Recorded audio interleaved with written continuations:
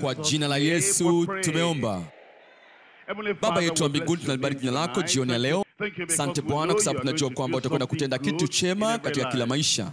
Tunakushukuru kwa ajili ya jinsi ambavyo bariki watu wako na jinsi ambavyo tulete pamoja mahali hapa kutendea mema. Naomba ya kwamba wema wako utakuwa juu ya kila mmoja wetu kwa jina la Yesu. Bwana, aina hii ya imani ambayo Ibrahimu alikuwa nayo, naomba ya kwamba utamjalia kila mmoja wetu kwa jina la Yesu. Na tutapojifunza kifungu jioni ya leo, tunaomba Bwana tutie nguvu kila mmoja wetu, tie moyo kila mmoja wetu, na tunaomba ya kwamba neno lako litakuwa ni ndio na amina katika kila mmoja wa maisha yetu kwa jina la Yesu. Tunakushukuru Bwana kwa sababu najua kuwa umejibu, kwani ni katika jina la mwanao Yesu tumeomba. Katika kitabu cha Warumi sura ya 15 mstari wa 4 anasema, kwa kuwa haya yote yaliyotangulia kuandikwa yaandikwa ili kutufundisha sisi, ili kwa saburi na faraja ya maandiko tupate kuwa na tumaini. Kumbuka ujumbe wetu ni udhihirisho mkuu wa imani. Haya ambayo tunajisoma juu ya Ibrahim, juu ya Abeli, juu ya Enoko, juu ya Nuhu, juu ya Sara, juu ya watu wote ambao wale mababa na watu wa Biblia wa siku za Biblia, tunajifunza hawa ili kwamba tuweze kufuatilia yale yaliyoyatenda. Tunagawanya ujumbe katika sehemu tatu. Jambo la kwanza, kujaribiwa kwa imani, alafu jambo la pili ni ushuhuda wa imani, jambo la pili ushuhuda wa imani, alafu jambo la tatu angalia ushindi wa imani. Naomba ya kwamba tunapojifunza haya yote yataweza kuakisiwa katika maisha ya kila mmoja wetu kwa jina la Yesu. Jambo la kwanza sasa tunajifunza kutoka katika Ibrania sura ile ya 11. Kumbuka ujumbe wetu ni udhihirisho mkuu wa imani. Ibrania 11 mstari wa 17, udhihirisho mkuu wa imani. Anasema, kwa imani Ibrahim alipojaribiwa akamtoa Isaka awe dhabihu, na yeye aliyezipokea hizo ahadi alikuwa akimtoa mwanawe mzaliwa pekee.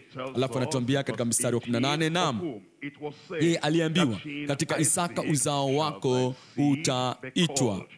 Hapa tunakuta kile ambacho Bwana alikuwa amemwambia Ibrahim, ya kwamba Ibrahim alikuwa awe na huyu mtoto, na huyu mtoto akalete furaha, akalete kicheko katika maisha yake, kwa sababu alikuwa yeye awe utimilifu wa kila kitu ambacho Bwana mwenyewe alikuwa amemwahidia, ya kwamba kupitia yeye huyo mtoto atayabariki mataifa yote, nchi zote na jamaa zote za dunia. Na sasa huyo mtoto alikuwa amekuja, sasa kipimo cha imani kikaja kwake, na Mungu akamwambia kwamba atamtoa huyo mtoto, atamtoa dhabihu yule mtoto kwa Bwana.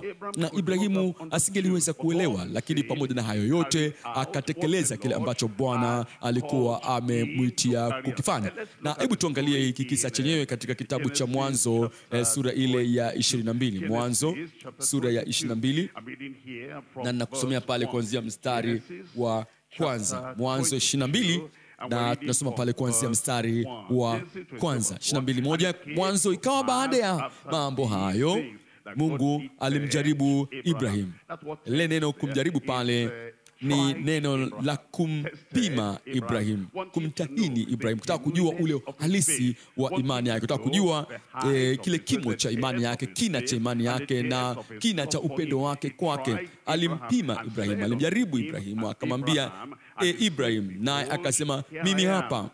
Akamwambia, umchukue mwana wako wa pekee umpendaye Isaka, ukaende zako mpaka nchi ya Moria, ukamtoe sadaka ya kuteketezwa huko juu ya mlima mmojawapo nitakao kuambia.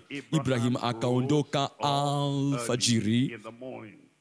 Hebu angalia mwitikio wake hapa, ya kwamba Bwana alimwita na akamwambia kwamba mwanao wa pekee. Kwa nini alisema mwanao wa pekee? Kwa sababu yule mwana mwingine alikuwa amekwisha kuondoshwa, na hata mamaye yule mwana naye alikuwa amefukuzwa. Mwana pekee aliyekuwa amebakia sasa alikuwa ni Isaka, na alimpenda Isaka, na Mungu atakathibitisha kwamba yule mwana umpendaye sana, na hili lilikuwa ni kipimo halisi. Na Bwana akamtangazia Ibrahim ya kwamba ataimarisha agano agano la milele na Isaka. Na kwa sababu Mungu amesema kwamba atafanya agano la milele na Isaka kama angemuua Isaka, kama angemtoa dhabihu Isaka, kama amemfanya dhabihu kwa Isaka. Sasa tumaini ingelikuwa wapi na kile ambacho Mungu alikuwa ameahidi? Hebu tuone ambacho Mungu alikuwa amesema katika kitabu cha Mwanzo hii sura ya 17 mstari 19. 17:19 anasema mahali pale, Mungu akasema, sivyo, lakini Sara mkeo atakuzalia mwana wa kiume, nao utamuita jina lake nani? Isaka. Nami nitakufanya agano langu imara kwake, kwa agano la milele kwa ajili ya uzao wake baada yake. Na kwa hivyo kitendo hiki cha Mungu sasa na ili takwa la Mungu, hii hoja ya Mungu aliyokwenda kwa Ibrahimu ilikuwa inaonekana kupingana sasa na kile ambacho yeye mwenyewe Mungu alikuwa amesema, ya kwamba kuwa huyu atakuwa na agano la milele na Ibrahim kupitia Isaka, na ndiye uzao wa Isaka ambaye ndiye hasa angelikuwa ni baraka kwa dunia nzima. Hebu tazame katika kitabu cha Mwanzo sura ya 22 tena 22 Mwanzo na kusomea hapa kuanzia mstari wa 18 sasa. Mwanzo 22 mstari wa 18, ili uweze kuona kule kurudiwa kwa kile ambacho Bwana alikuwa amemwambia Ibrahim kabla ya wakati huu. Na katika uzao wako mataifa yote ya dunia watajibarikia. Anasema, na katika uzao wako mataifa yote ya dunia watajibarikia. Huu ulikuwa nabii, ulikuwa unazungumzwa juu ya kuja kwa Bwana wetu Yesu Kristo, ambaye atakuwa ni mwokozi wa ulimwengu wote. Tazama mwana kondoo wa Mungu aichukue dhambi ya ulimwengu. Kwa maana jinsi hii Mungu alipenda ulimwengu hata akamtoa mwanawe wa pekee, ili kwamba kila amwaminie asipotee, bali awe na uzima wa milele. Na kwa hivyo basi Kristo ilikuwa aje kupitia katika ule uzao wa Isaka, Ibrahim, Isaka, Yakobo, Yuda na halafu wengineo hadi Kristo atakapokuja. Na kwa hivyo basi kama Isaka alitolewa kuwa sadaka kwa Bwana, basi Ibrahim angelifikiri na angeliwaza kwamba, je, Mungu unasahau ulichoniambia awali? Je, Mungu unasahau ya kwamba ni kupitia katika Isaka huyu ndipo ambapo vizazi vya wanadamu vitaweza kubarikiwa? Lakini Ibrahimu hakuhoji swali lolote lile. Yeye aliendelea kutekeleza kile ambacho Bwana alikuwa amemwitia kukifanya. Kutimiliza kwa hizi ahadi angeliwaza kwamba kunategemea kwa Isaka, na kama Isaka angelitolewa dhabihu ingelikuwa kwamba ndio ukomo wa utimilifu wa zile ahadi pengine. Lakini hebu tukumbushe wenyewe tena kwamba kilikuwa ni kipimo cha upendo wake na kadhalika kipimo cha imani yake. Nasoma katika kitabu cha Waefeso sura ya 3. Waefeso sura ya 3 na kusomea mstari wa 17. 3:17 anasema, Kristo akae mioyoni mwenu kwa imani, mkiwa na shina na msingi katika upendo, ili mpate kufahamu. Ni ile imani na upendo ndio ambayo Mungu alikuwa anapima, si tu ile imani itendayo kazi kwa upendo. Je, kulikuwa na kina gani cha upendo wake? Kulikuwa na mizizi kiasi gani upendo wake? Upendo wake ulikuwa na mwelekeo gani? Alilenga wapi imani yake? Je, imani yake ilikuwa katika Isaka? Upendo wake ulikuwa kwa Isaka, au ule upendo ulikuwa na mizizi katika Mungu yeye mwenyewe? Hebu angalia katika Wathesalonike wa kwanza sura ile ya kwanza mstari wa 3. Unaweza kuona uhusiano pale, muunganiko katika imani na upendo. Kama una imani kwa Mungu na kama unakuwa na upendo kwa Mungu pia. Hebu tuangalie Wathesalonike wa kwanza sura ya kwanza mstari wa 3. Anasema, tukiwakumbuka ile kazi yenu ya imani, ile kazi ya upendo. Kama una imani kwa Mungu, wala tuache kukumbuka kazi yenu ya imani na taabu yenu ya upendo na saburi yenu ya tumaini lililo katika Bwana wetu Yesu Kristo mbele za Mungu Baba yetu. Hapo tunaona hapa ule uhusiano kati ya imani na upendo, na kile kipimo kikaja kwa Ibrahim katika wakati huu, na Mungu ashukuriwe kwamba alifaulu mtihani ile. Utafaulu mtihani wako. Kwa nini? Kwa sababu Bwana atakupa changamoto. Je, unaweza ukatoa muda wako kwa Bwana? Kama unafanya mahesabu na Bwana, unasema nitatoaje muda wangu? Nahitaji muda wangu kwa ajili ya hiki, nahitaji muda wangu kwa ajili ya kile, nahitaji muda wangu kwa ajili ya kile kitu kingine. Je, unaweza kupatia Bwana karama yako? Je, unaweza kujitiisha kwa Bwana kikamilifu kila kitu ambacho nacho, yote ambavyo ulivyo? Alafu utakuwa ukipiga mahesabu, kama nikitoa hiki na maana sina muda wa hiki, sitakuwa na muda wa kile, na sitakuwa muda kwa yale.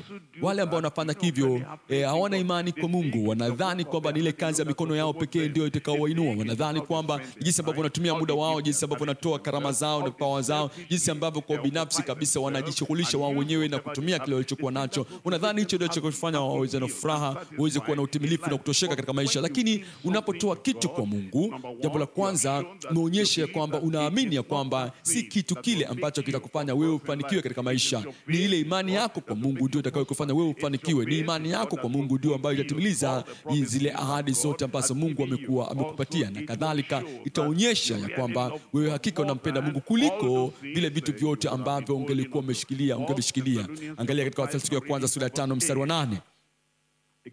Hapa akizungumza tena juu ya imani hii na upendo. Anazungumza, lakini sisi tulio wa mchana tuwe na kiasi, hali tukivika kifuani imani na upendo. Naweza kuona viunganisho pamoja hivi vyote viwili. Tukijivika kifuani imani na upendo, dirii ya imani na upendo. Ndio changamoto ambayo Bwana anatupatia. Kuna watu wengine ambao wanadhani juu kwamba kwa imani naweza kufanya hivi, kwa imani naweza kupanda ule mlima, kwa imani naweza kwenda katika ngazi ile, naweza kupanda ile ngazi, naweza kufanikisha hiki au kile. Je, vipi je upendo wako? Upendo wako lazima umbatane na hiyo imani yako. Anasema jivike ile dirii ya imani na upendo, na chepeo yetu iwe tumaini la wokovu. Anatuambia katika kitabu cha Filemoni sura 1, Filemoni ndio ile waraka kabla ya Waebrania. Filemoni sura ya 1 mstari wa 5. Nikisikia habari za upendo wako na imani. Naweza kuona pale tena imani lazima iambatane na upendo wako. Ukisema kwamba nina imani kamili katika Mungu, naamini ya kwamba Mungu anaweza, naamini kwamba Mungu anaweza yote, naamini kabisa kwamba ahadi za Mungu ni ndio na amina. Naamini na muamini Mungu mno. Unampenda kiasi gani huyo Mungu? Upendo wako lazima ulandane na hiyo imani. Upendo wako ufanye kazi, imani yako ifanye kazi katika upendo. Anasema tumesikia juu ya upendo na imani yenu mlio nayo kwa Bwana wetu Yesu, kwa Bwana wetu Yesu Kristo na watakatifu na kwa watakatifu wote. Upendo wenu, imani yenu kwa Bwana Yesu na kwa watakatifu wote. Tunarejea katika kifungu tulichokisema awali, Yohana sura ya 21. Yohana 21 kuanzia mstari wa 15. Yohana sura ya 21 mstari wa 15. Basi walipokwisha kula, Yesu akamwambia Simoni Petro, jambo kadhalika linasema kwako leo, na jambo lile anakutaka hivi leo. Kama Yesu Kristo angelikuwa hapa katika hali ya kiasili na anasimama mbele yako, angelikuuliza swali hili. Kuna mambo mengi katika maisha yako, mambo mazuri tu, mambo mazuri, kule kufuatilia cheti kingine, kutafuta elimu ya juu, kufuatilia kazi nzuri, kutafuta kiwanja, kufuatilia kujenga nyumba nzuri, na kutafuta cheo, nafasi katika jamii, kutafuta hata nafasi katika kanisa, kule kufuatilia kutafuta hiki au kile. Hayo yote ambayo tunayaombea, yale ambayo tunayafungia, mambo ambayo tunamlilia Bwana kwayo. Na Bwana anakuuliza swali hapa, ya kwamba haya yote ni mazuri. Na unajua kuna watu wengine ambao ni watu ambao ni wa makanisa yaliyojawa na roho, makanisa ya Kipentekoste, watakwambia wazi wazi kama Mungu hanifanyii hiki kwa mwisho wa mwezi unaofuata, basi mimi naondoka. Maana kwamba mimi naacha, mimi siwezi kumtumikia Bwana. Nitamtumikiaje Mungu alafu anifanyii hiki, anifanyii kile? Kama Mungu anifanyii hivi au hiki kwa kufikia wakati huu, hutanioneni kanisani tena, hamtanioneni. Hao si waabudu waliokuwa wema. Hao hawamtumikii Mungu kumtukuza Mungu, wanamtumikia Mungu kwa ajili ya matumbo yao. Wanamtumikia Mungu kwa kile ambacho wanaweza kukipata kutoka kwa wewe Mungu. Wanamtumikia Mungu kwa kile chochote ambacho wanataka kukipata. Wanasema kama adui zangu kama hawatashughulikiwa, kwa nini mimi nitumikie Mungu? Kama hiki hakitokei, hebu mnihesabu mimi kuwa simo, sitamtumikia Mungu tena. Kama kweli wewe ni muamini wa kweli, hatufanyi hivyo. Bwana anauliza, unampenda nani? Unapenda kitu gani? Je, ni kitu kile au unampenda Mungu yeye? Lazima umpende Mungu kwa moyo wako wote, nafsi yako yote, na kwa akili yako yote. Angalia mstari ule, anasema Simon mwana wa Petro, mwana wa Yohana, wewe wanipenda kuliko hawa? Umesikia vijana ambao wanatafuta kujiunga na chuo kwa sababu hawakuweza kuitwa kujiunga katika wakati ule waliotaka, kwenye mahali pale walipotaka kwamba ule wito utakuja. Hivi unaona wanafunzi wenzangu wao wamepata nafasi ya chuo na mimi sijapata. Sasa mimi niseme nini? Mimi nitasemaje namtumikia Bwana? Alafu wanarudi nyuma. Watu wengine ni kwa sababu ya ndoa, na wanasema nimemwendea yule dada, namwambie dada, Mungu amenidhirishia wewe kwamba wewe ndio mke wangu. Na yule dada amesema hapana, mimi siye. Sasa mimi kwa nini mtumikie Mungu? Sasa dada pengine anasema mimi mpaka wakati huu sijapata kuolewa. Ninangojea nini kwenye kanisa? Je, uko kwenye kanisa kwa sababu ya uzima wa milele, au kwa sababu ya kutaka mume, au kwa sababu ya kutaka mke, au kwa sababu ya kazi, au kwa sababu ya kutaka hiki au kile? Unampenda nani? Je, ni kumpata yule mume ndiko kulikuleta mahali hapa? Je, ni kutaka mke ndiko kulikuleta hapa? Au ni kwamba utafuteni kwanza ufalme wa Mungu na haki yake, na halafu vitu vingine vyote hivi vitazidishiwa? Anasema Simoni mwana wa Yohana, wanipenda kuliko hawa? Akamwambia, Bwana, wewe wajua kuwa nakupenda yote, wewe unatambua ya kuwa nakupenda. Yesu akamwambia, lisha kondoo zangu. Mungu ashukuriwe kwamba tokea wakati huo Petro hakurudia zile nyavu kamwe. Alionyesha anampenda Mungu kuliko vitu hivyo vyote, na ndicho ambacho Mungu alikuwa anataka kwa Ibrahim. Alitaka kujua kwamba Ibrahim kweli alimpenda kuliko vitu vingine vyote hivyo alivyokuwa navyo.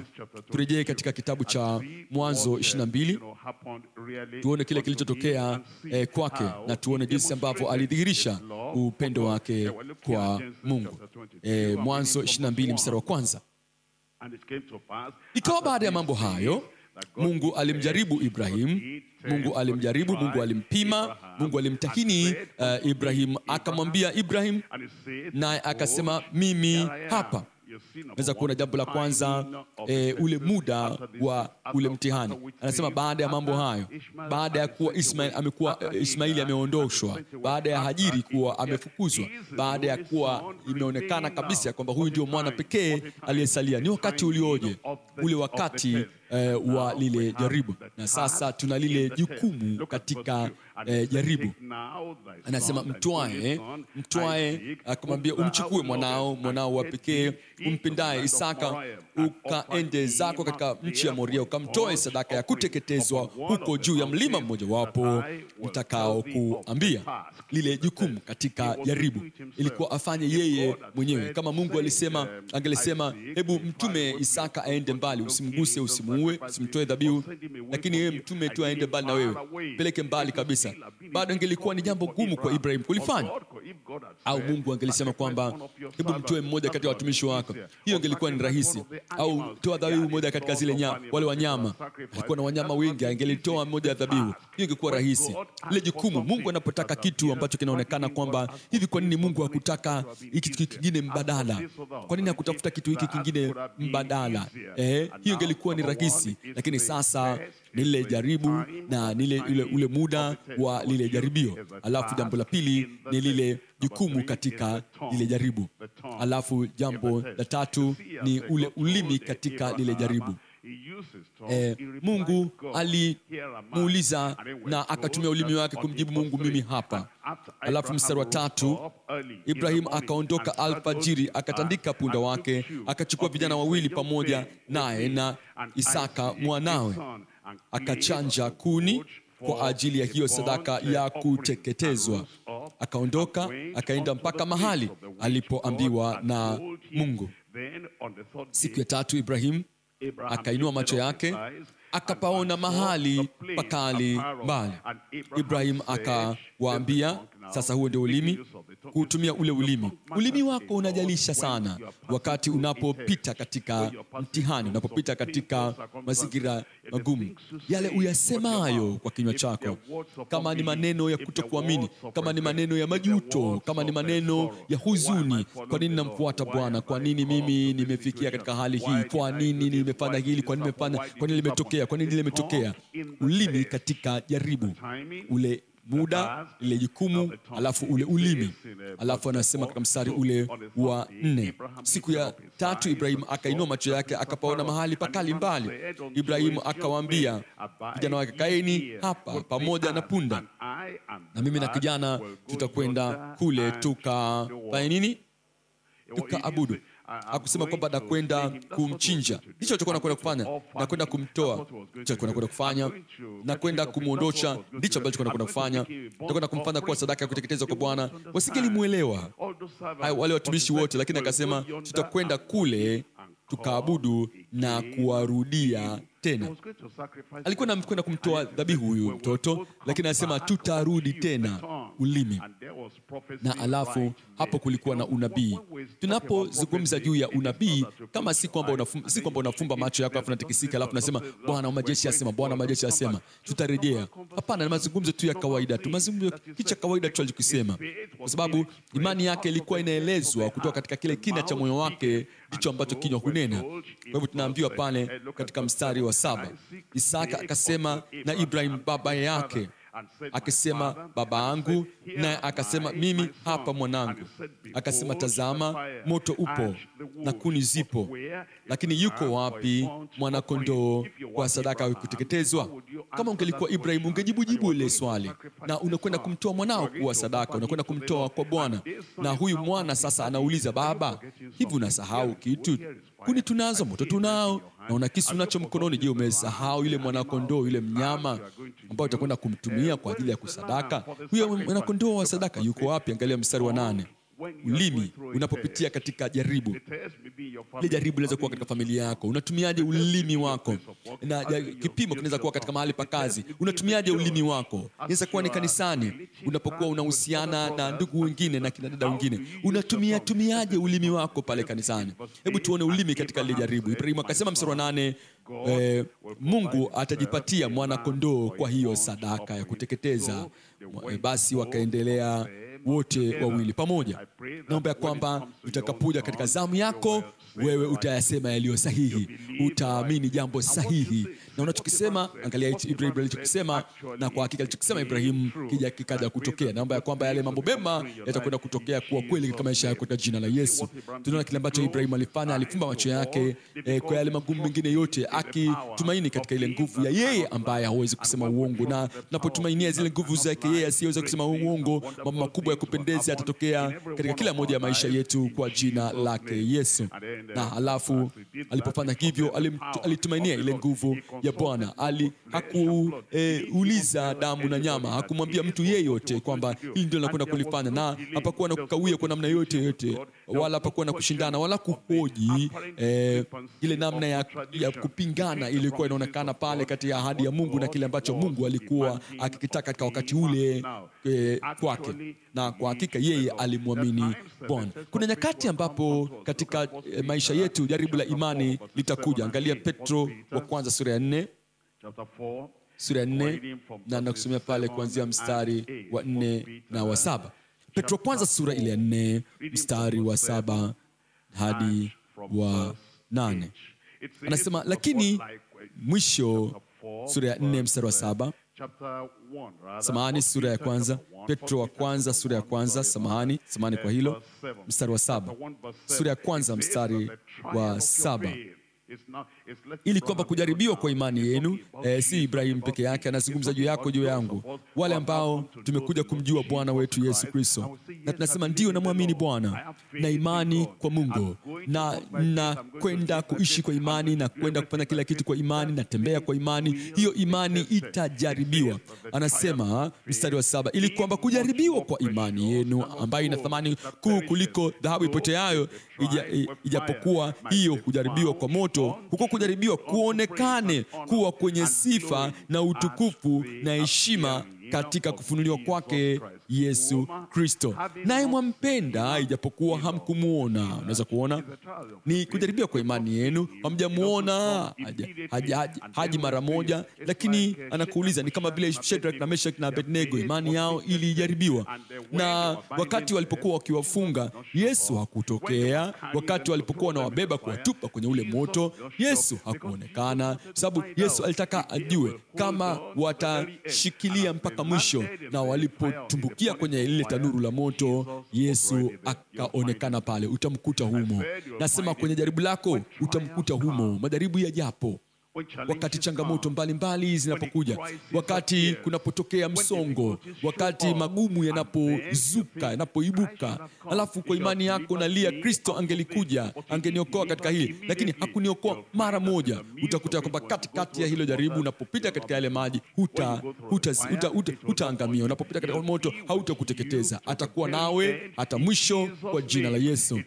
anasema ambaye hamjamuona lakini mwampenda, naye ambaye japokuwa hamuoni sasa mnamwamini na kufurahi sana kwa furaha isiyoneneka yenye utukufu. Na hivyo ndivyo jinsi ya kufaulu ule mtihani na kuacha lengo lako libaki katika Kristo, maisha yako yamtegemee Kristo, na unasema nitashikilia mpaka mwisho. Sitaruhusu changamoto hii au gumu huu unigeuze, unirudishe nyuma. Mimi nitaendelea kumtumaini Bwana, na ile tumaini lako lilokuwa na Bwana kwa Bwana halitavunjwa moyo kwa jina la Yesu. Kipengele cha pili sasa, ushuhuda wa imani. Ushuhuda wa imani. Tunapozungumza ushuhuda huo, ni kama pale ambapo Mungu si kama vile ambapo mtu anaweza kusema Bwana asifiwe kwa ajili yenu, hebu ona kitotokea. Hapana, ni kile kitendo kilichodhihirisha juu ya imani yake.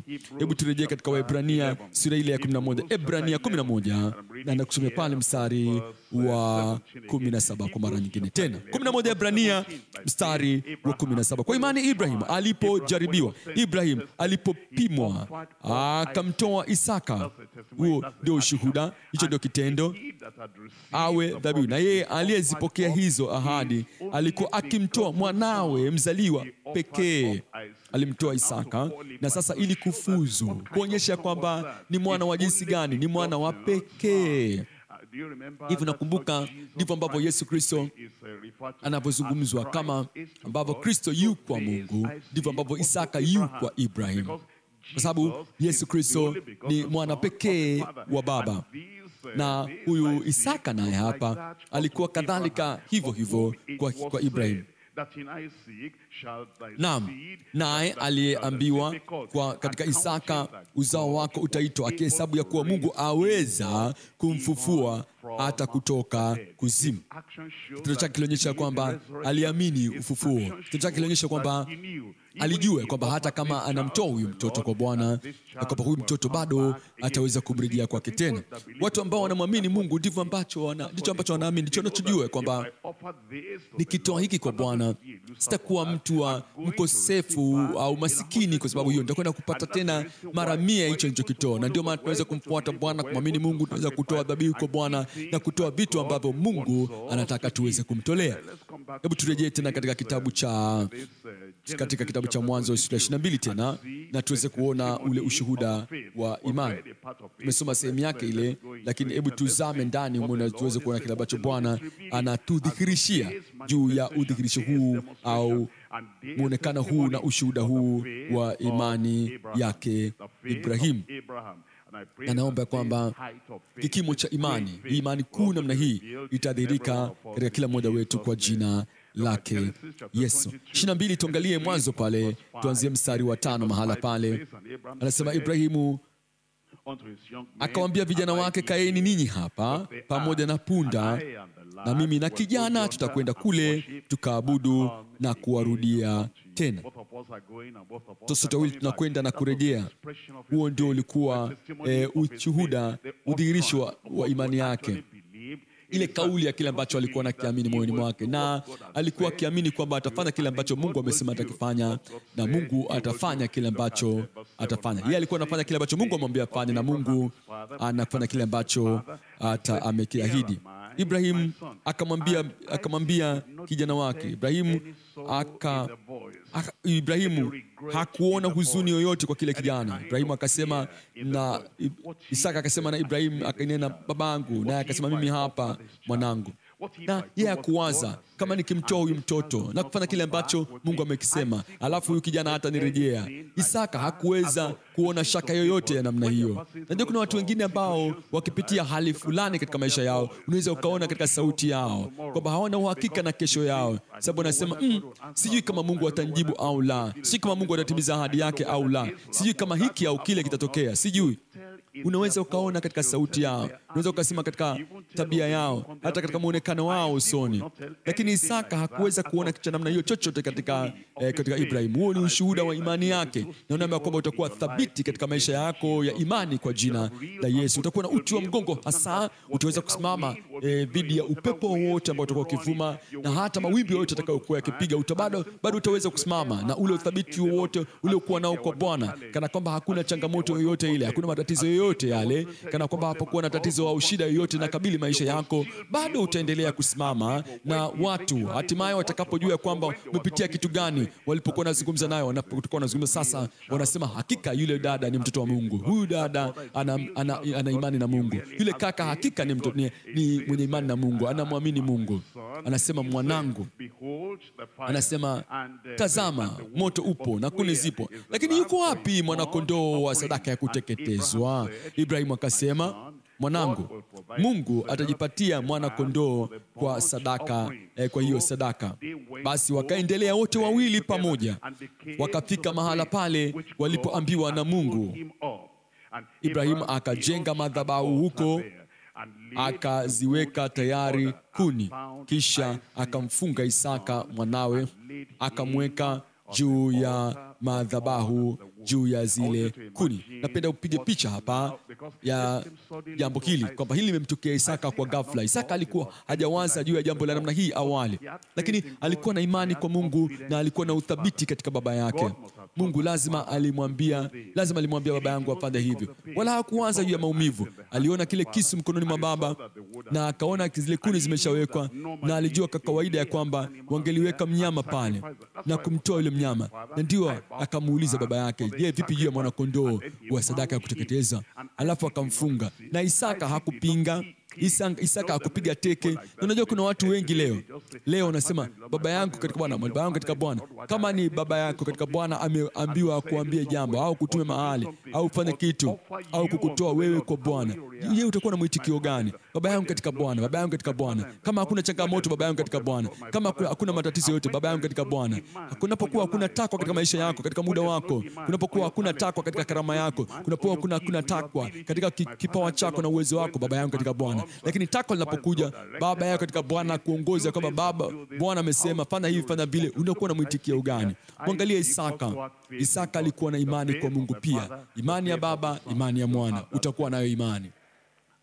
Nasema utakuwa na hiyo imani, na Bwana atafanikisha na kubariki wewe kwa utele kwa jina lake Yesu. Na Ibrahim, mstari wa 10, tunaambiwa mahali pale, akanyosha mkono wake akakitoa kisu ili amchinje mwanawe. Ndipo malaika wa Bwana akamwita kutoka mbinguni akasema, Ibrahim, Ibrahim. Naye akasema, mimi hapa. Alitaka kumchinja. Naamini naomba kwamba utamtumikia Bwana. Akasema, usimnyoshee kijana mkono wako, wala usimtendee neno, kwa maana sasa ninajua. Ndicho Mungu alitaka kuangalia. Alitaka kuangalia kwamba yeye yuko upande gani. Sasa najua ya kwamba, maana najua ya kuwa unamcha Mungu, iwapo hukunizuilia mwanao wa pekee. Nahitaji kuelewa hapa kicho kinatokea. Tayari nimekuambia kwamba hapa Bwana alikuwa akimpima upendo wake. Je, alimpenda Mungu kwa moyo wake wote, kwa nafsi yake yote na kwa akili zake zote? Wana wa Israeli walikuwa wana tohara mwilini, hawakuwa na tohara katika moyo. Nini kusudi la ile tohara katika moyo? Kumbukumbu la Torati sura ya 30. Kumbukumbu la Torati la 30, na tunaangalia mstari wa 6. 30 mstari wa 6. Utaona kwamba ni kwa nini Mungu aliwapatia hii kanuni ya tohara, ili agano la tohara. Kwa nini alimpatia Ibrahim? Na kile ambacho Mungu alikuwa anasema ni kwamba, ninataka kuwa na moyo wenu tahiriwe, na kwa ushuhuda wa hilo, kama alama ya hilo, basi mwili wenu utatahiriwa. Lakini jambo halisi lilikuwa ni ile tohara ya moyo. Angalia 30, kule Torati 30 mstari wa 6. Bwana Mungu wako atautahiri moyo wako, na sio mwili wako. Bwana Mungu atautahiri moyo wako na moyo wa uzao wako, ili umpende Bwana Mungu wako kwa moyo wako wote na kwa roho yako yote, upate kuwa hai. Kwa upande wa Ibrahim ilikuwa ni dhahiri, moyo wake ulikuwa umeshatahiriwa. Alimpenda Mungu kwa moyo wake mzima na kwa nafsi yake yote na kwa uwezo wake wote. Kwa upande wa Isaka ni wazi, alimpenda Bwana. Alimpenda Bwana na moyo wake ulikuwa umetahiriwa. Moyo unapokuwa umetahiriwa, tunampenda Bwana kwa moyo wote na kwa akili yetu yote. Bwana alitaka hili, aina hii ya upendo kwa moyo mzima na kwa akili yote. Kumbukumbu la Torati, angalia sura ya 10. chapter 10. I'm reading from verse 12 and then I'll go back and then I'll go to verse 16. Alafu tutakwenda mstari wa 16. Kumbukumbu la Torati sura ya 10 kuanzia mstari wa 12. Na sasa Israeli, Bwana Mungu wako anataka nini kwako ila umche Bwana Mungu wako na kwenda katika njia zake zote na kumpenda na kumtumikia Bwana Mungu wako kwa moyo wako wote na kwa roho yako yote. Hiyo itawezekanaje? Tohara ya moyo. Tohara ya moyo. Angalia mstari wa 16. Basi tahirini govi za mioyo yenu. Sababu unahitaji kumpenda Mungu kwa moyo wako wote, akili yako yote na nguvu zako zote. Na haitawezekana mpaka pale ambapo moyo wako umetahiriwa. Anasema stahirini govi za mioyo yenu wala msiwe na shingo ngumu. Hilo ndilo takwa ambalo alitaka kuwa nalo kwa watu. Ndilo ambalo Bwana analitaka kwetu. Angalia katika Mathayo 22. Mathayo 22 na tutasoma pale kuanzia mstari wa 37. Mathayo 22 mstari wa 37. Kumpenda Bwana kwa akili na kwa nguvu zetu zote. Isipokuwa hilo limetokea, huwezi kusema unamfuata Bwana kikamilifu. Huwezi kusema kwamba namwamini Mungu kikamilifu kama unasasa kitu kutoka kwa Mungu. Mungu, usiguse eneo hili la maisha yangu. Usiguse eneo lile la maisha ya mipango yangu. Usiguse eneo lile la lengo langu. Usiguse eneo lile la familia yangu. Usiguse eneo lile la miradi yangu. Usiguse eneo lile la kile ambacho nataka kuwa, kile ambacho nataka kukifanya, kule nataka kwenda. Kama bado unampangia na kumwekea Mungu mipaka, umpende Mungu kwa moyo wako wote na akili yako yote na nafsi yako yote, na hapo hujatimiza ile amri ya kwanza. Mathayo 22 mstari wa 37. Akamwambia, mpende Bwana Mungu wako kwa moyo wako wote na kwa roho yako yote na kwa akili zako zote. Ni jambo lile kile ambacho Mungu alitaka kwa watu wale wa Agano la Kale. Bado analitaka hilo leo, kwamba umpende kwa moyo wako wote, kwa nafsi yako yote na kwa akili yako yote. Sasa hilo litatokea hadi Wakolosai sura ile ya 11. Wakolosai sura ya 2 mstari wa 11. Wakolosai sura ile ya 2 mstari wa 11. Anasema katika yeye mmetahiriwa kwa tohara isiyofanyika kwa mikono. Si tohara ya nje ya asili ya mikono, tohara ya moyoni ambayo Bwana mwenyewe ataifanya. Hata mtaweza kuwa kama Ibrahim, mtaweza kuwa kama watu wa Mungu katika nyakati zile za Biblia, kumpenda Bwana Mungu wenu kwa moyo wenu wote, kwa nafsi yenu yote na kwa akili yenu yote. Anasema katika yeye mmetahiriwa kwa tohara isiyofanyika kwa mikono, kwa kuvua mwili wa nyama, kwa kuvua kuvua ule mwili wa dhambi, kile kitu ambacho kinazalisha dhambi. Hiyo ni utakaso. Tohara ya moyo ni kama utakaso, na unapokuwa na moyo huo unaweza kumpenda Mungu kwa nafsi, moyo na akili yako yote. Anasema hapa, anasema kwa kuvua mwili kwa nyama, kwa tohara ya Kristo. Kwa tohara ya Kristo kuna wokovu, umezaliwa mara ya pili. Kuna kugeuka, umeokolewa. Kuna kugeuka, umetoka kutoka dhambi na umemgeukia Mwokozi. Lakini baada ya wokovu huo kuna jambo lingine, kuna utakaso, kuna tohara ya moyo, na kuna kuondoshwa kwa ule mwili wa nyama, mwili wa dhambi. Anatuambia jambo kadhalika katika Wathesalonike wa kwanza sura ya 5 kuanzia mstari wa 23. Anasema, na Mungu wa amani, yeye anayekupatia Mungu amekupatia amani katika wokovu na katika wakati wa utakaso amekupatia amani. Ile nguvu ya dhambi inavunjwa, alafu ile adhabu, ile hukumu ya dhambi imevunjwa tayari. Ile hukumu imeondolewa na una amani na Mungu. Na Mungu wa amani aliyekupatia amani akutakase. Na naomba ya kwamba nafsi zenu zote na mwili muwasilishwe. Mungu wa amani mwenyewe awatakase kabisa, nanyi nafsi zenu na roho zenu na miili yenu muhifadhiwe, muwe kamili bila lawama hata wakati wa kuja kwake Bwana wetu Yesu Kristo. Je, Mungu anaweza kututakasa? Je, anaweza kutakasa kwa mioyo yetu yote? Tunampenda kwa moyo wote na kwa akili zote. Angalia mstari wa 24. Yeye ni mwaminifu ambaye awaita naye fanya. Atafanya hivyo kwa jina la Yesu. Atafanya katika moyo wako, atafanya katika maisha yako, na alafu utaweza kupata ujuzi wa jambo lile ambalo Ibrahim alipata kuwa nalo, ya kwamba utazuilia chochote kile mbali na Bwana.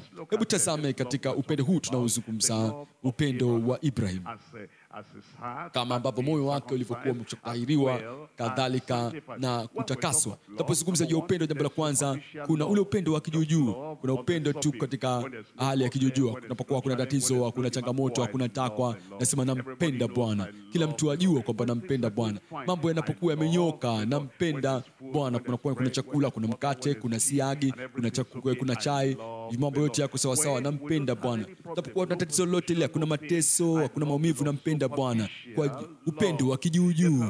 Lakini kuna aina nyingine ya upendo, ni upendo wa kibinafsi, upendo wenye ubinafsi, nacho tutakupata kutoka kwake.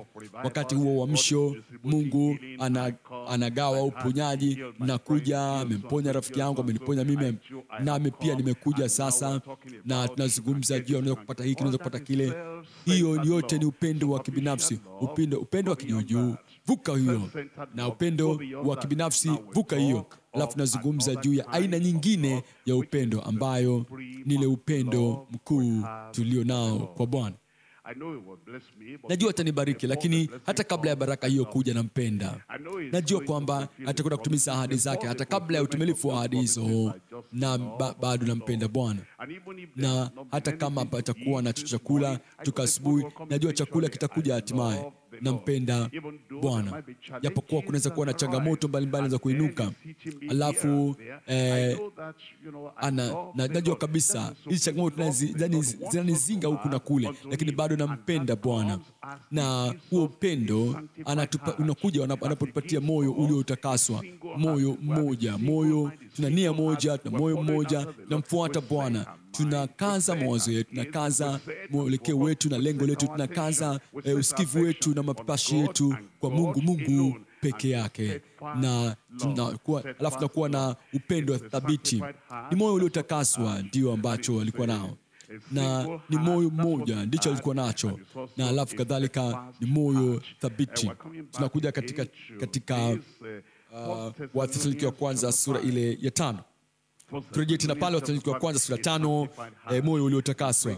Naomba kwamba Bwana atatenda katika kila moja wa maisha yetu kwa jina lake Yesu. Si kujifunza tu juu ya haya au kusoma juu ya haya, bali kadhalika tuna ujuzi hasa wa haya. Wathesalonike wa kwanza sura 5, tunaangalia mstari ule wa 23 kwa mara nyingine tena. Na Mungu wa amani mwenyewe awatakase kabisa, kikamilifu, awatakase kamili, nanyi nafsi zenu na roho zenu na miili yenu muhifadhiwe mwe kamili bila lawama wakati wa kuja kwake Bwana wetu Yesu Kristo. Yeye ni mwaminifu ambaye amewaita, naye atafanya. Moyo uliotakaswa, moyo mmoja, moyo ambao umekaza katika Bwana peke yake, umelenga kwa Bwana peke yake. Lakini si kuuliza kwamba mbona sipati hiki, mbona sipati kile, mbona nimeomba hiki sijakipata. Wewe una nia moja kwa Bwana. Matendo ya Mitume sura ile ya 2 mstari wa 46. Matendo ya Mitume sura ile ya 2 mstari wa 46. Wakawa wakidumu katika hekalu, wakimega mkate nyumba kwa nyumba kwa furaha na moyo mmoja. Hao ni watu waliotakaswa, na siku zote kwa moyo mmoja walidumu ndani ya hekalu, wakimega mkate nyumba kwa nyumba na kushiriki chakula chao kwa furaha, kwa moyo mweupe. Anasema jambo moja nimelitaka, kumpenda Bwana na kukaa hekaluni mwake na ushirika naye. Halafu tuna moyo uliokuwa thabiti, moyo uliothabiti, na si wa kusonga kutoka hapa kwenda pale. Si mtu wa kutetema mara uko hapa mpaka kule. Una moyo wa uthabiti kwa Bwana. Ebrania sura ya 3 kuanzia mstari wa 14. Hapa nasema kwa maana tumekuwa washirika wa Kristo kama tukishikamana na mwanzo wa uthabiti wetu kwa nguvu mpaka mwisho. Tunashikamana na mwanzo wa uthabiti wetu kwa nguvu mpaka mwisho. Naomba kwamba Bwana atatimiza haya yote katika kila moja ya maisha yetu kwa jina lake Yesu. Tumeangalia kile kipimo cha imani, tumeangalia ushuhuda wa imani, na sasa tunaangalia ule ushindi wa imani. ushindi wa imani. Narejea katika kitabu cha Waebrania sura ya 11 mstari wa 19. Waebrania 11 kuanzia mstari wa 19. Anasema akihesabu ya kuwa Mungu aweza. Lazima upate kuelewa kwamba hii ilikuwa ni wakati ule wa kitabu cha Mwanzo. Uelewe kwamba wakati huu Biblia ilikuwa bado haijaandikwa. Lazima upate kuelewa kwamba wakati huu Ibrahimu alikuwa hana mshauri, alikuwa hana muombaji mwenza, na alikuwa hana mchungaji wa kumfundisha Biblia ambaye wala haikuwepo, mwalimu wa kumfundisha chochote kile. Ibrahimu hakuwa na fursa na mambo mbalimbali ambayo tunayo. Mungu alisema tu naye moja kwa moja, naye akapokea moja kwa moja, na hilo ndio neno ambalo limemfikisha kila alipofika. Na sisi tuna fursa zote hizi. Wachungaji wapo, walimu wapo, kanisa lipo, wenzetu katika maombi wapo, rafiki zetu wa Kikristo wapo, jumbe zipo, Biblia nzima ipo. Tunaanza kusikiza zile jumbe tena ambazo Ibrahimu jumbe zile hakuwa nazo. Fursa zetu nyingi sana. Nami naomba kwamba natumia hizo fursa kwa jina lake Yesu. Kama yeye hakuwa na fursa zote hizi na bado akafanya yale aliyofanya, si zaidi sana sisi tutafanya nini? Tutafanya zaidi katika Bwana. Nasema tutafanya mengi katika Bwana kwa neema yake. Na ile neema ya Mungu itafanya jambo kadhalika ndani mwetu. Hata tutaweza kusema kwamba kwa neema ya Mungu yeye alitaka kili, na pasipokuwa na hoja yoyote, pasipokuwa na kukawia kokote kule, na pasipokuwa na kubishana kokote kule, pasipokuwa nilifanya kile ambacho nilitia nikifanye, na halafu baraka za Bwana zitakuwa katika maisha yako kwa jina la Yesu. Akihesabu ya kuwa Mungu aweza kumfufua hata kutoka kuzimu, akampata tena kutoka huko. Kwa mfano hapa tunarejea tena katika sura 22 ya kitabu cha Mwanzo. Sasa hapa ndipo tulipokuwa na kisa chenyewe. Hapa anatuambia bayana hapa kile ambacho Bwana alikitaka na kile ambacho Ibrahim alikuja fanya. Hakuboresha lile takwa, hakugeuza yale maneno. Hiyo ni juu sana. Hiyo ni yakina sana. Hiyo ni pana sana. Mungu atanitarajiaje nifanye jambo hili? Pengine Mungu alichomaanisha ni hiki, na alafu akakigeuza. Kuna wengine ambao tunafanya namna hiyo, wanageuza neno la Mungu kulishusha kwa kiwango chao. Badala ya kupanda kwa kile kiwango cha neno la Mungu, wanalishusha neno la Mungu liwe kwenye kiwango chao. Wanashusha kiwango cha neno. Wanadunisha kile kiwango, wanachomoa kutoka kwa neno la Mungu, au wanageuza neno la Mungu ili kwamba liweze kuwafaa. Lakini Ibrahim hakufanya hivyo. Hakuelewa, hakujua kwa nini Mungu alitaka jambo hilo, hakujua Mungu alikuwa anataka kufanya nini. Lakini pamoja na hayo yote, Mungu amekwisha kunena akasema, na hilo ni la mwisho. Sielewi anachokitaka, lakini neno la Mungu ndicho ambacho nitaja kwenda kufanya. Naomba kwamba Mungu atakupatia aina hiyo ya kujitoa katika maisha yako kwa jina la Yesu. Hebu tuangalie katika kitabu cha Mwanzo sura 22 kuanzia mstari wa 11. Kuanzia mstari wa 11 anasema mahali pale, ndipo malaika wa Bwana akamwita kutoka mbinguni akasema, Ibrahim, Ibrahim, naye akasema, mimi hapa. Akasema, usimnyoshee kijana mkono wako, wala usimtendee neno, kwa maana sasa ninajua. Naomba ya kwamba wakati huu utakuja katika maisha yako ambapo Mungu atasema, kwa sababu ya kitendo chako cha imani, kwa sababu ya kujitisha katika upendo, kwa sababu ya utii wako kwangu, ule utii wa imani, sasa najua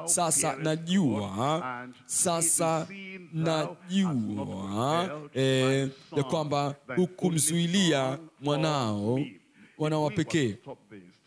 Kama tungekomesha hapa somo letu na wewe uanze kufikiria, anasema, maana sasa najua ya kuwa unamcha Mungu iwapo hukunizuilia mwanao wa pekee. Kuna kitu gani unamzuilia Bwana?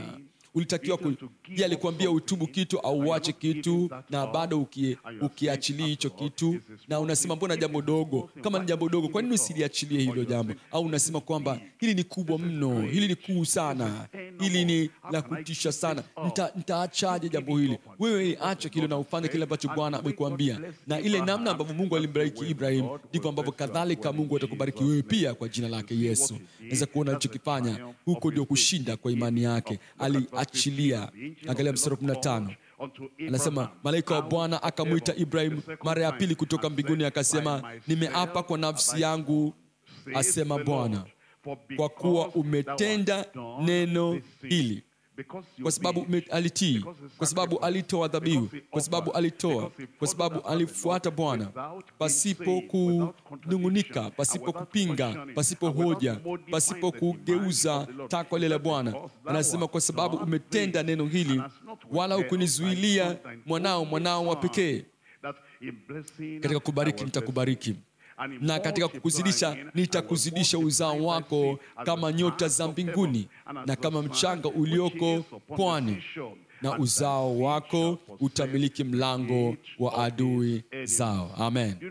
Na unajua kuna watu ambao wengi wanajaribu kuidaka ahadi hii, lakini hawaifuati ile imani ya Ibrahim, ule utii wa Ibrahim, ile sadaka ya Ibrahim na ile dhabihu ya Ibrahim. Lazima tutimilize yale masharti kwanza kabla ya ile ahadi kuweza kutimizwa katika maisha yetu. Anatuambia katika mstari ule wa 18, anasema na katika uzao wako mataifa yote ya dunia watajibarikia, kwa sababu, angalia hili, anasema kwa sababu umetii sauti yangu, kwa sababu umetii sauti yangu. Ni jambo la kupendeza kiasi gani wana wa Israeli wangelijua kwamba kile ambacho Mungu alikitaka kwa baba yao Ibrahim alikitaka kadhalika kutoka kwao, ya kwamba wasingelizuilia kitu chochote kile kutoka kwa Bwana, wangelitoa kila kitu. Ni jambo la kupendeza kiasi gani kama sisi ambao tu wana wa Ibrahim kwa imani, kama nasi pia tungelifahamu ya kwamba hili ndilo jambo kadhalika ambalo analitarajia kutoka kwetu. Hebu tuangalie katika Nyakati wa pili, Nyakati wa kwanza 29, tukisoma kuanzia mstari wa 9. Nyakati wa kwanza 29, anachokitaka kwetu. Na kwa hakika Mungu anamiliki vyote, na Mungu alimiliki Isaka, na alijua, na Ibrahimu alijua kwamba Isaka ni wa Bwana, alikuja kutoka kwa Bwana, na kwa sababu Isaka ni mali ya Bwana, basi mtoe Isaka kwangu, kwa sababu mbona ni wangu. Kwa hivyo nataka ni kumtoa tena. Kila kitu ulicho nacho ni mali ya Bwana. Sauti yako mali ya Mungu. Hatuna haja ya kukusiki na kukubembeleza na kukurairai. Tumia sauti yako kwa ajili ya Bwana. Na muda wako ni mali ya Bwana. Mbona hatuna haja ya kukusukuma na kukusihi na kukuhamasisha na kukutia motisha kabla ya kutumia muda wako kwa ajili ya Bwana. Karama zako, hata pumzi yako, mbona ni mali ya Bwana. Kama ukitambua hilo na ukasema hilo ndio jambo la thamani kwako, uzuri wako mbona mali ya Bwana. Mwili wako ni mali ya Bwana, si kwa ajili ya kutumia kwa ajili yako nafsi yako au kwa ajili ya dunia. Wewe ni wa kutumia kila kitu kwa ajili alichokupatia. Hicho ndicho Isaka wako, ndio kitu cha thamani kwako. Hiyo ndio hazina yako, itumie kwa ajili ya utukufu wa Bwana. Nyakati wa kwanza 29 na kusomea kuanzia mstari wa 9. Ndipo hao watu wakafurahi kwa sababu wametoa kwa hiari yao wenyewe, kwa sababu kwa moyo ukamilifu wa moyo, kwa hiari yao wenyewe wamemtolea Bwana. Angalia mstari wa 11. Bwana, ukuu ni wako na uweza na utukufu na kushinda na enzi, maana vitu vyote vilivyo mbinguni na duniani ni vyako. Kila kitu duniani na huko juu mbinguni ni vyako. Isaka duniani wa kwako, mwili wangu duniani wako, uzuri wangu duniani wako, kipawa changu, hazina zangu, ujuzi wangu, uwezo wangu hapa duniani ni vyako. Vyote vilipo mbinguni na duniani ni vyako. Ufalme ni wako, Bwana, nawe umetukuzwa, umkuu juu ya vitu vyote. Utajiri na heshima hutoka kwako wewe. Una utajiri, ni mali ya Bwana. Haipasi kuwa ni ngumu Mungu kutaka utajiri wako. Anataka nyumba yako, anataka ardhi yako, anataka mali yako, anataka kwa ajili ya utukufu wake. Toa hiyo kwa ajili yangu. Hiyo imekuwa ndio Isaka wako. Hiyo ndio kitu cha thamani kwako. Ule ushindi wa imani na upendo. Ya kwamba unampenda Bwana Mungu wako kwa moyo wako wote, nafsi yako yote na akili yako yote.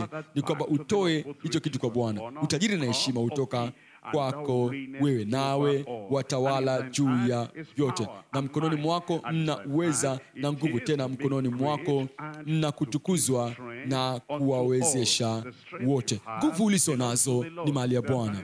Kuna nyakati ambapo watu wanaitwa kufanya kazi kwa ajili ya Bwana, na wanasema mimi na nguvu, nataka kuwa na uangalifu, nataka kuitunza afya yangu, nataka kuzitunza nguvu zangu, sipendi kutumia tu ovyo nguvu zangu na uwezo wangu na uinjilisti hapa, mara maombi pale, kukesha pale, hiki na kile pale. Nataka kuwa mwangalifu sana, nataka kutumia vizuri mwili wangu. Unajitumiaje wewe mwenyewe vizuri wakati ambapo nguvu ni mali ya Bwana, afya ni mali ya Bwana, utajiri wote uliokuwa nao, kila kitu ni mali ya Bwana. Yeye anataka kutoka kwako kile ambacho alitaka kutoka kwa Ibrahim, na wala si tu mwanao, na wala si tu kwamba nipe mwanadamu. Anasema ulicho nacho ambacho kina thamani kwako, kama Isaka alivyokuwa thamani kwa Ibrahim, akitoa hicho kwa Bwana kadhalika.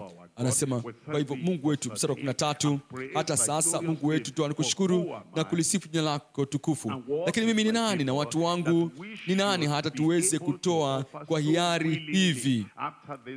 Kwani vitu vyote vyatoka kwako, na katika vitu vyako mwenyewe tumekutolea.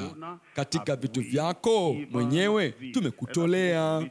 Ndicho tunahitaji kutambua kila wakati, kwamba anapotaka tuweze kutoa zaka na sadaka zetu, kila kitu mbona ni mali yake Bwana, na anataka unipe tu 1/10 ya hicho, ili kwamba kuweko chakula cha kutosha nyumbani kwangu. Katika Nyakati wa Pili sura ya 30, Nyakati wa Pili sura ya 30 mstari wa 8 na wa 9. Nyakati wa Pili sura ya 30 mstari wa 8 na wa 9. Anasema msiwe na shingo ngumu, msiwe wenye shingo ngumu kama baba zenu, lakini mjitoe kwa Bwana wewe mwenyewe. Wewe ndiye Isaka wa sasa. Ujitoe wewe mwenyewe kwa hiari kwa Bwana, mkaingie katika patakatifu pake alipopatakasa milele, mkamtumikie Bwana Mungu wetu. Hasira yake kali iwageukie mbali, kwa kuwa mkimrudia Bwana, ndugu zenu na watoto wenu watahurumiwa machoni pa hao waliowachukua mateka, nao watairudia nchi hii, kwa kuwa Bwana Mungu wenu ndiye mwenye neema na mwenye rehema, wala hata wageuzia mbali uso wake mkimrudia. Uwake alikuumba, uwake alikukomboa, na anasema kwa sababu yeye ana umiliki juu yako kwa uumbaji na kwa ukombozi, basi umrudie na ujitoe kwake kamilifu. Tunatazama katika kitabu cha Yohana sura ya 12, Yohana sura ya 12, na tunasoma pale kuanzia mstari wa 24. Watu ambao wapo katika kujimiliki wenyewe wanahesabu zile nguvu walizokuwa nazo kama ni zao, wanahesabu fedha kama ya kwao. Hawatoi aina yote ya ufahamu ya kwamba kila kitu alichonacho ni mali ya Mungu, na kama uko hai leo ni kwa sababu Mungu anakufanya uwe hai. Alikuumba, alikukomboa, alikupatia nguvu zote, na anasema lazima urejeshe kila kitu kwake kama alivyotaka, alimtaka Isaka kwa Ibrahim. Na kama ukifanya hivyo, ndicho kipimo, ndio ujaribu la utakaso wako. Unasema nimetakaswa, si neno la mdomoni tu, ni kitendo, si tu maneno ya mdomoni, ni ile tabia, ni kile unachokifanya, ni kile kitendo, ni kile kitu ambacho unakifanya ndicho kinaonyesha kwamba umeokoka au umetakaswa. Yohana sura 12 mstari 24. Anasema hivi, anasema amin amin nawaambia, chembe ya ngano isipoanguka katika nchi ikafa, chembe ya ngano isipoanguka katika nchi ikafa. Kama hiyo chembe ya ngano ina sura nzuri, ina nguvu, inapendeza kulinganisha na mbegu zingine za ngano, basi mimi nitajitoaje? Nitajisalimishaje? Nitaachaje hiki? Na umejawa na ubinafsi. Anasema isipokuwa ile chembe ya ngano imeanguka ikafa, ukaa hali hiyo hiyo peke yake, bali ikifa hutoa mazao mengi.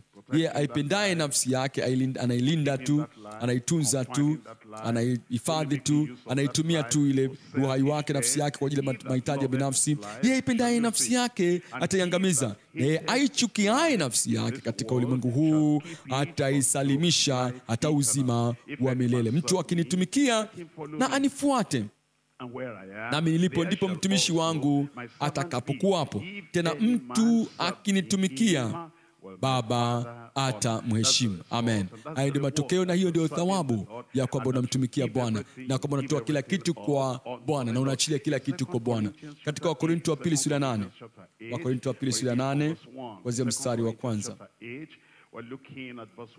anasema, Wakorintho wa pili sura 8 mstari wa kwanza, anasema mahali pale, ndugu zangu, tena ndugu zetu, tuwaarifu habari za neema ya waliopokea makanisa ya Makedonia, maana walipokuwa wakijaribiwa na kwa dhiki nyingi, anasema walikuwa na mateso, walikuwa na dhiki nyingi, maana walipokuwa wakijaribiwa kwa dhiki nyingi, wingi wa furaha yao na umaskini wao uliokuwa mwingi uliongezea utajiri wa ukarimu wao. Maana nawashuhudia kwamba kwa uwezo wao na zaidi ya uwezo wao, kwa hiari yao wenyewe walitoa vitu vyao, wakituomba, wakitusihi sana, pamoja na kutusihi kwa habari ya neema hii na shirika hili la kuwahudumia watakatifu. Angalia mstari wa 5.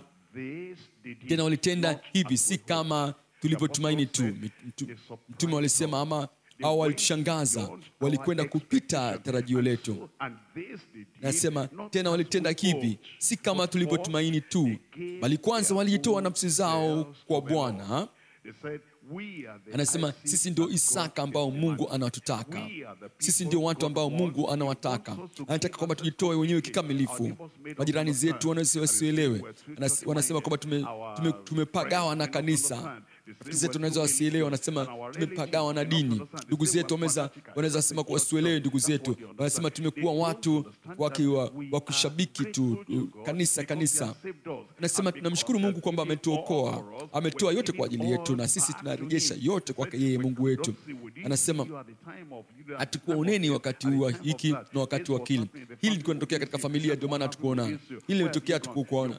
Mmekuwa wapi? Mmemfuata yule mtu twene, mmekwenda kwa ajili ya hiyo faragha yenu, mmekwenda kwa ajili ya kongamano lile. Kila mkutano ya kanisa, utarudisha lini nguvu zako kwa ndugu zako, na ukumbuke kwamba tupo. Hawa watu walijitoa wenyewe kikamilifu kwa Bwana wao. Unaweza kuona Ibrahim hakujadiliana na watu wenye damu na nyama tu. Hakuuliza kwa basara, unaonaje juu ya hili? Eti Mungu ananitaka kwamba nifanye hivi. Mungu hakuzungumza na Sara, amesema na wewe, na ili kwenda ukamuulize Lutu, ujambo leo, nataka nikuambie jambo. Eti Mungu ananiambia ni mchukue mwanangu Lutu. Hebu nishauri, wewe unafikiria vipi? Unamuulizaje Lutu? Lutu atajisikiaje juu hilo?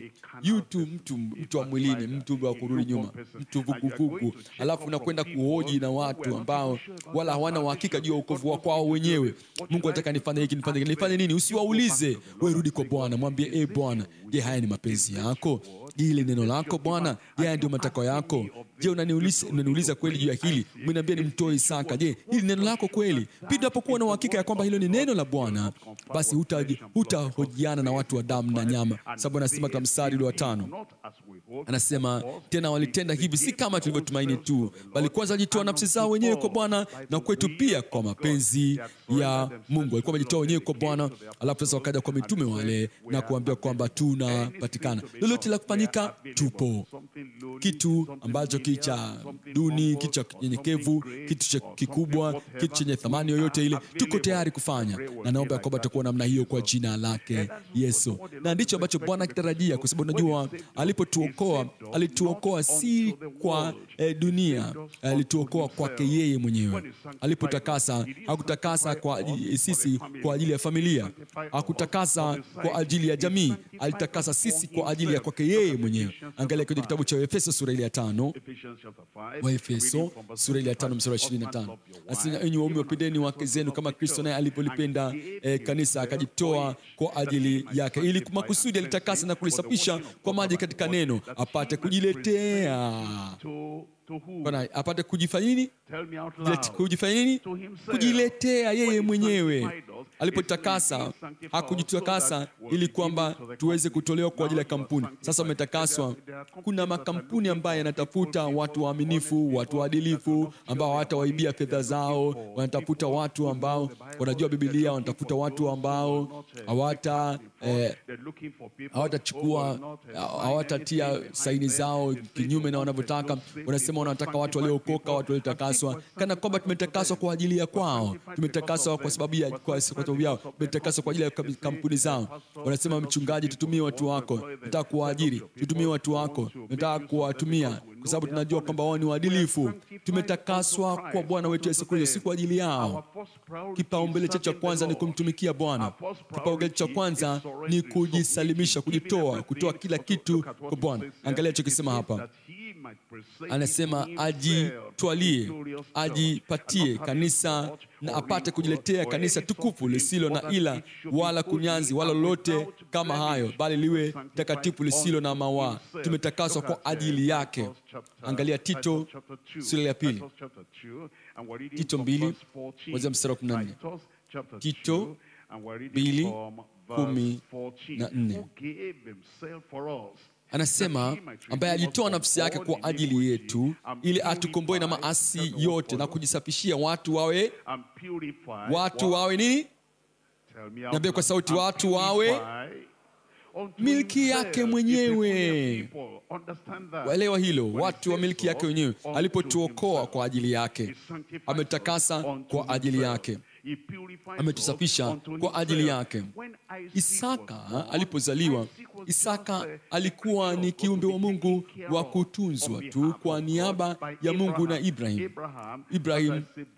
Huyo Isaka ni mali yangu, ijapokuwa nimekupa ili kwamba umtunze, unamtunza kwa niaba yangu. Nitakapomhitaji namtaka, huwezi kumzuilia. Yeye si wako, yeye ni mali yangu.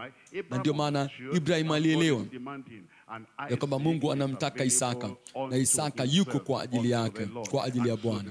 Kwa hivyo kadhalika na sisi pia ametusafisha, amejisafishia watu wawe milki yake mwenyewe, walio na juhudi katika matendo mema. Naomba kwamba utalielewa hilo. Nasema naomba kwamba utalielewa hilo, na utaishi na kutenda na kuenenda kulingana na ufahamu huo. Ufunuo sura ya 4, kuanzia Ufunuo sura ya 4 mstari wa 11. Anasema umestahili wewe Bwana kupokea utukufu. Umestahili wewe Bwana Mungu wetu kupokea utukufu na heshima na uweza, kwa kuwa wewe ndiwe uliyeviumba vitu vyote kwa sababu ya mapenzi yako, si kwa ajili ya faida ya dunia. Kuna watu wanatuuliza kwamba sisi nyewe ni watu wa kanisa tu. Hivi uelewe kwamba waachilia watu waitumikie dunia, waitumikie jamii na kwenda katika hili na kwenda katika lile? Hapana. Yeye ametuokoa kwa ajili yake mwenyewe, ametuumba kwa ajili yake mwenyewe, na ametakasa kwa ajili ya nafsi yake, na ana haki kama anatuhitaji. Nasema yule mtu ni mwenye akili ya juu sana, na anakizika kipawa chake kanisani. Haziki kipawa chake kanisani, yeye anatumia kile kipawa ambacho anacho, kwa sababu yeye ni mali ya Mungu. Na yule mtu ni angekuwa yuko katika eneo hili, angekuwa katika eneo hile, angekuwa katika eneo yule mtu angelifanya jambo kubwa sana duniani. Sio sababu ya kuokolewa kwetu. Tumeokolewa kwa ajili yake yeye. Isaka amekuja katika familia kwa kusudi la Mungu na kwa ajili ya utimilifu wa mpango wa Mungu. Anasema kwa mapenzi yako, anasema kwa mapenzi yako vilikuwako, navyo vikaumbwa. Naomba kwamba tutahifadhi hili katika maisha yetu kwa jina la Yesu. Na sasa swali ni kwamba lipi lilo kuu, ile imani inayopokea au imani ambayo inatoa? Imani ipokeayo, nataka nipe hiki. Je, ndio imani ambayo inakubaliwa zaidi na Mungu, au imani inayojisalimisha, imani ambayo inatoa? Ipi iliyo kuu? Imani ambayo inapata, nakwenda kwa Mungu, nataka hiki na lazima niwe na hiki, lazima na kile. Imani ambayo inapokea au imani inayotoa? Imani inayokuja kwa Mungu nasema, najitoa nafsi yangu, natoa maisha yangu, natoa ya wakati wangu uliopita, uliopo na ujao, hatima yangu naweka mikononi mwako. wako. Ile imani itoayo ni kuu kuliko imani ipokeayo. Imani itoayo toa yote kwa Kristo. Imani itoayo yote kwa Kristo ni kuu kuliko imani ipokeayo, ipatayo kutoka kwa Mungu. Na kuleta kila kitu nyumbani kwa Bwana ni kuu kuliko ile imani ya kupata upenyo na hiki na kile na kile. Lakini ile imani isemayo, hebu ona kile ambacho Mungu amekitoa, sihitaji hivi vyote, nalete kila kitu kwa Bwana. Hiyo ndio imani ambayo Mungu anataka tuwe nayo, ile imani ya Ibrahim ambayo ilimtoa Isaka wake kwa Bwana. Na utatoa kile ambacho unacho kwa Bwana. Na nafasi pa kuanzia ni pale ambapo ametupa katika Malaki sura ya 3. Na kusema pale mstari wa 10. Leteni zaka kamili ghalani mwa Bwana. Si tu kile unapata, sema toa. Sio kile ambacho nakipata, toa. Si ule upenyo wako, leta. Leteni zaka kamili. Ili kuwemo chakula. Anasema mnijaribu hivyo, kwa hiyo asema Bwana wa majeshi, mjue kama sitawafungulia madirisha ya mbinguni na kuwamwagieni baraka hata isiwepo nafasi ya kutosha au la. Nami kwa ajili yenu nitamkemea yeye alaye, wala hata haribu mazao ya ardhi yenu, wala mzabibu wenu hautapukutisha matunda yake kabla ya wakati wake katika mashamba, asema Bwana wa majeshi. Na mataifa yote watawaiteni heri, kwa maana mtakuwa nchi ya kupendeza sana, asema Bwana wa majeshi. Amen. Hebu tuidhirishe ile imani iletayo kila kitu kwa Bwana.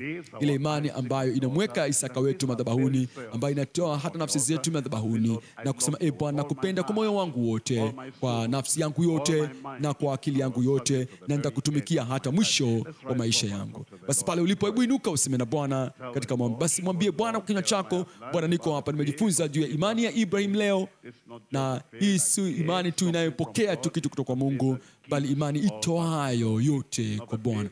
Sio imani tu ipatayo hiki au kile, bali imani ijayo kutoa kila kitu kwa Bwana.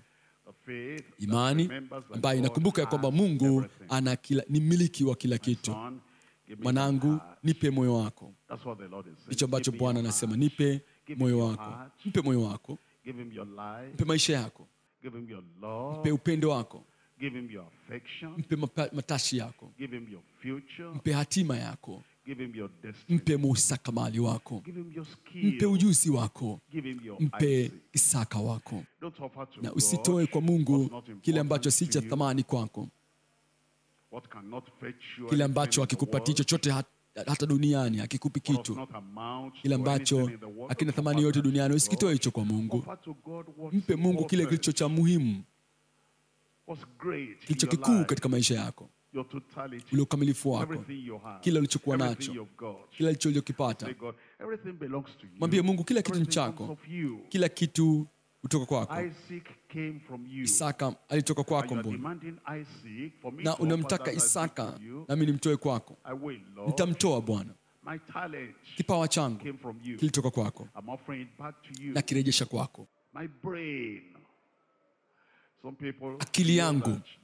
Kuna wengine wanasema kwamba wale wasiokuwa na akili, wajinga, hawafanikiwi katika elimu. Hao wanaweza kwenda kanisani, hao wanaweza kuwa wahubiri, hao wanaweza kuwa wamishonari hao. Lakini watu wenye vipawa, watu wenye ujuzi wa kiwango cha juu,